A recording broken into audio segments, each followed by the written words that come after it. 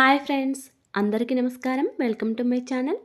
ఈరోజు మన ఛానల్లో మరొక కొత్త రెసిపీ వచ్చేసి చాలా టేస్టీగా సింపుల్గా చేసుకునే బ్రెడ్ ఆమ్లెట్ని ఎలా చేయాలో చూసేద్దామండి.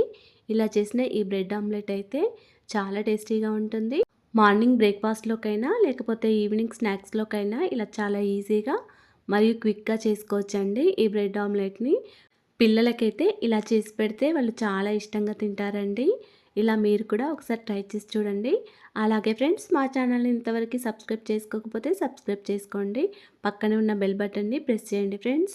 అప్పుడే నేను పెట్టే ప్రతి వీడియో మీకు నోటిఫికేషన్ ద్వారా వస్తుంది. మరి టేస్టీగా సింపుల్గా చేసుకునే ఈ బ్రెడ్ ఆమ్లెట్ని ఇప్పుడు ఎలా చేయాలో చూసేద్దాం. బ్రెడ్ ఆమ్లెట్ చేయడానికి ముందుగా ఇక్కడ నేనైతే ఒక 4 వరకు బ్రెడ్ స్లైసెస్ తీసుకున్నానండి. ఇవి వచ్చేసి మిల్క్ బ్రెడ్ తీసుకున్నాను. మీరు కావాలనుకుంటే బ్రౌన్ బ్రెడ్ అయినా తీసుకోవచ్చు. ఇలా చాక్తో మధ్యలో స్క్వేర్ రూపంలో కట్ చేసుకోవాలండి. అంచులను అలాగే ఉంచుకొని ఇలా మధ్యలో వీడియోలో చూపించిన విధంగా స్క్వేర్లో కట్ చేసుకోవాలి. ఈ పీస్ని పక్కకు పెట్టుకోండి. ఈ బ్రెడ్ పీస్ని ఇలాగే కూడా అన్ని బ్రెడ్లను కట్ చేసుకొని పెట్టుకోవాలి. మీరైతే ఎన్ని బ్రెడ్ ఆమ్లెట్లు వేసుకుంటారో అలాగే అన్ని బ్రెడ్లను కూడా ఈ విధంగానే కట్ చేసుకొని పెట్టుకోండి. నేనైతే ఇక్కడ ఒక 4 వరకు తీసుకున్నాను కాబట్టి ఈ 4 బ్రెడ్లని ఇలా కట్ చేసుకొని పెట్టుకున్నాను. ఇప్పుడు ఒక గిన్నె తీసుకొని ఇందులోకి ఒక 3 వరకు ఎగ్స్ని బ్రేక్ చేసుకొని వేసుకోండి. మీరు కావాలనుకుంటే మరొక ఎగ్ని ఎక్కువైనా బ్రేక్ చేసుకొని వేసుకోవచ్చు. ఇప్పుడు ఇందులోకి కొద్దిగా సాల్ట్, 1 టీ స్పూన్ వరకు కారం, కొద్దిగా కొత్తిమీర, ఒక చిన్న టమాటాను ఇలా సన్న ముక్కలుగా కట్ చేసుకొని వేసుకోండి. అలాగే ఒక మీడియం సైజ్ ఆనియన్, ఒక 3 వరకు పచ్చిమిర్చిని ఇలా సన్నగా తరుక్కొని వేసుకోండి. ఇలా అన్నీ వేసిన తర్వాత విస్కర్తో బాగా కలుపుకోవాలి. మనం వేసిన అన్ని ఇంగ్రీడియంట్స్ గుడ్లలో కలిసే విధంగా బాగా కలుపుకోవాలి. ఒక 2 మినిట్స్ వరకు ఇలాగే బీట్ చేసుకుంటూ ఉండాలండి. తర్వాత స్టవ్ ఆన్ చేసుకొని ఒక ప్యాన్ పెట్టుకొని దీనిపైన కొద్దిగా బటర్ వేసుకొని పెనం మొత్తం అప్లై చేసుకోవాలి. మీరు కావాలనుకుంటే నెయ్యి అయినా వేసుకోవచ్చండి. మీ దగ్గర బటర్ లేకపోతే నెయ్యి లేదా ఆయిల్ అయినా యూజ్ చేయొచ్చు. ఇలా ప్యాన్ మొత్తం బటర్ని అప్లై చేసుకోవాలి. ఇప్పుడు మనం కట్ చేసుకొని పెట్టుకున్న బ్రెడ్ స్లైస్ని తీసుకొని ఇలా అంచులున్న బ్రెడ్ స్లైస్ని తీసుకొని ప్యాన్ మీద పెట్టుకోవాలండి.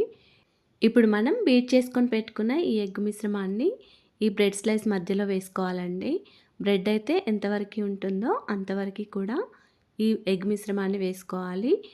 ఈ ఎగ్ మిశ్రమం పైన కొద్దిగా చీజ్ తురుమును వేసుకోండి. తర్వాత మనం కట్ చేసుకొని పెట్టుకున్న మిగతా బ్రెడ్ స్లైస్ని కూడా తీసుకొని ఇలా ఎగ్ మిశ్రమం పైన పెట్టుకోండి. పైనుండి కొద్దిగా బటర్ని అప్లై చేసి ఇలా గరిటెతో కొద్దిగా ప్రెస్ చేసినట్టు చేయండి. అప్పుడు బ్రెడ్ స్లైస్ అనేది ఎగ్ మిశ్రమానికి అతుక్కపోతుంది. ఇప్పుడు ఇలా మూత పెట్టుకొని ఒక 1 మినిట్ వరకు ఉంచుకోండి.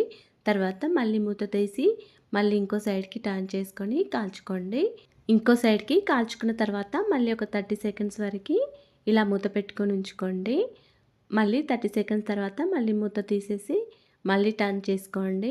ఇప్పుడు 2 సైడ్లకి చక్కగా కాలిన తర్వాత ఈ బ్రెడ్ ఆమ్లెట్ని తీసుకొని ప్లేట్లోకి సర్వ్ చేసుకోండి. ఇలాగే మనం ఎన్నైతే కట్ చేసుకొని పెట్టుకున్నామో అన్నీ కూడా ఈ విధంగానే చేసుకోవాలండి.